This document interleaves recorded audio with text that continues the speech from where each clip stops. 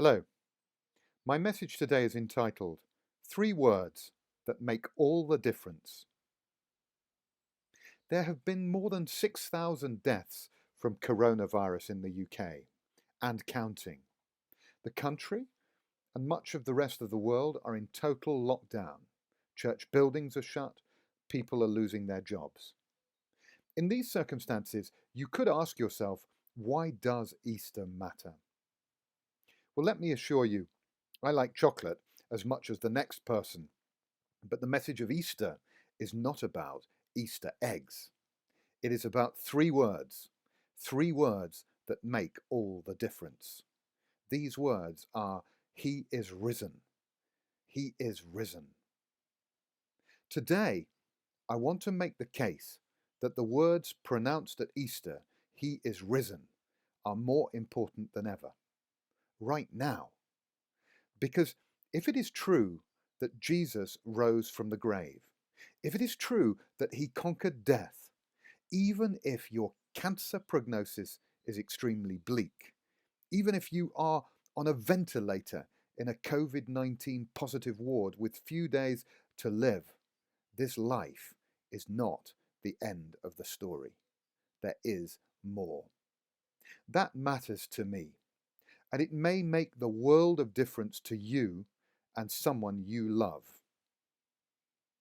Now, I think you can probably figure out for yourself why this matters.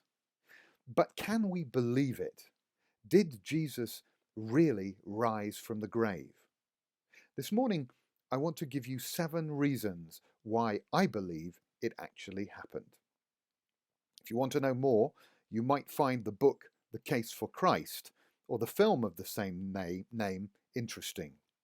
This book was written by an investigative journalist, Lee Strobel, who set out to disprove Christianity and ended up becoming a Christian. He realized that the question hinged on whether you believed in the resurrection or not. So this morning, I want to give you 7 reasons why I believe it actually happened. Taken in isolation, they may not seem unanswerable, but taken together, I believe they are compelling. So 7 reasons. Reason number 1, the missing body. Normally, when someone dies, there is a dead body. But the body went missing. Nobody was able to produce Jesus' dead body after it was placed in the tomb.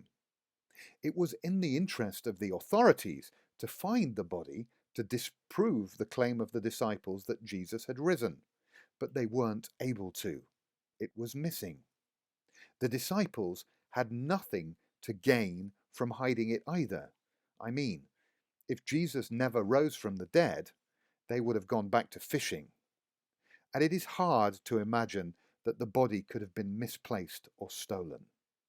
Reason number 1 is the missing body.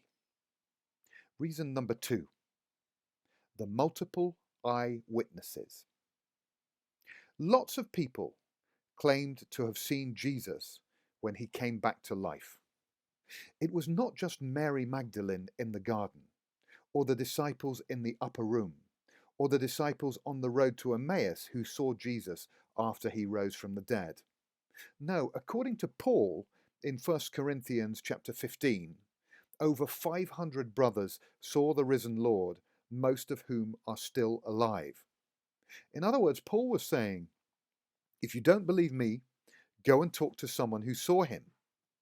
It was one of the basic claims of the leaders of the early church in the book of Acts. Peter declared to the crowd at Pentecost in Acts chapter 2 verse 32, this Jesus God has raised up, of which we are all witnesses. Indeed, so important it was to be an eyewitness that when the disciples were looking for someone to replace Judas as a disciple, being an eyewitness of the resurrection was one of the selection criteria. Reason number 3, the resurrection was the central claim of the early church. You can't read the sermons delivered by the key actors in the early church in the book of Acts without realizing this. About 1/4 of the book of Acts is made up of speeches. Speeches by Paul and Peter and Stephen. Speeches at Pentecost, before the high priests, before the Sanhedrin, to the Roman centurion, Cornelius, in Athens at the Areopagus, to King Agrippa. Most of these speeches contained the resurrection as the punchline, the fundamental claim. It is not Jesus' teaching, although it was marvelous, or his miracles, which were extraordinary, which were preached about primarily in these speeches. It was his resurrection. Take, for instance, Paul in Athens at the Areopagus. He talked about Jesus and the resurrection so much that his listeners said, he seems to be a proclaimer of foreign gods. They thought that the Greek word for resurrection, anastasis, was one of the gods Paul was proclaiming. So central was it to his message.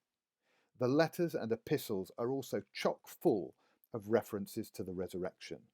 The resurrection transformed their theology and how they lived. Reason number 4. Yet the Old Testament hardly mentioned the idea of a resurrection at all. Indeed, there are very few passages about a resurrection in the Old Testament. Maybe one at the end of Daniel, Ezekiel and the dry bones, and a couple of others. Some Jewish religious believers didn't even believe in the idea at all.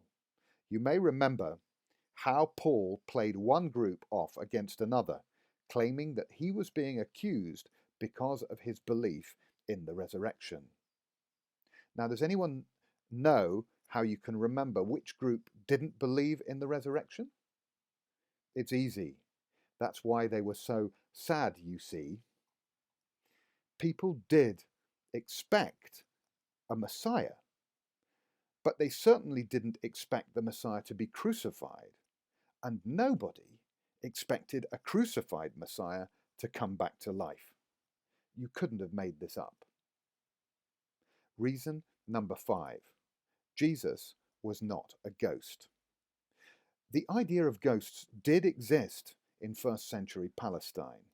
When Jesus came walking towards them on the water, they thought that he was a ghost. But the authors of the New Testament are not describing a ghost. They describe someone who takes pains to prove that by eating fish with them on the beach. In Tom Wright's book with Craig Evans, Jesus, the Final Days, he notes that the risen Lord was a physical entity, yet his body was somehow different. He wasn't always immediately recognized, as with the disciples that he met on the road to Emmaus. He managed to appear in the middle of the disciples in the upper room, but he wasn't a ghost. Reason number 6. Jesus' death and resurrection were embedded in his teaching. Jesus told his disciples repeatedly that he would be betrayed and that he would be killed. Peter, the leading disciple, was recorded as refusing to believe it. According to the Gospels, Jesus also said that he would rise from the dead. That is a unique claim. But it seems that there were rumors around at the time that he made that claim. Because otherwise, what are we to make of the idea that you would guard the tomb of a common criminal? What sort of dead person requires a guard to make sure that they stay dead? Jesus also told the religious authorities a strange story in the last days of his life. And when I heard this story, I found it something of a clinching argument. The story bears repetition. A man rented out his vineyard to some undeserving tenants. They refused to hand over the grapes at harvest time, and when he sent servants to collect it, beat them up. So he decided to send his son. But when he sent his son, they decided to kill him.